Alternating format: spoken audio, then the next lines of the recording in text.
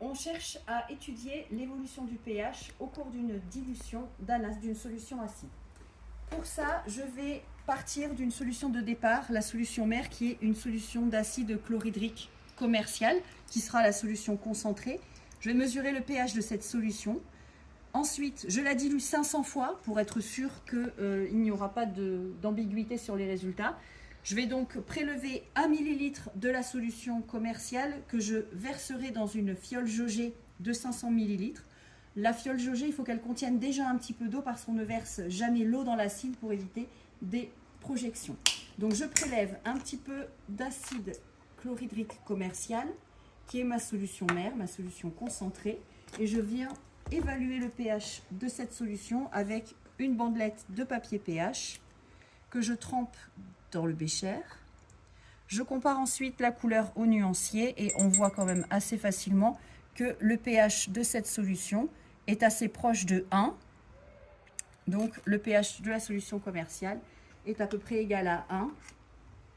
Je prélève maintenant 1 ml de solution concentrée que je vais verser dans mon éprouvette graduée. Donc 1 ml. Voilà, ça donne à peu près ça. Voilà.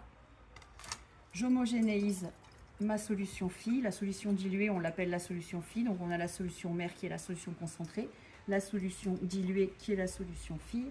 Et ensuite, je vais venir donc rajouter de l'eau distillée jusqu'au trait de jauge. Puis, pour terminer, j'agiterai ma fiole jaugée. J'ai pas mis assez d'eau au départ. Voilà.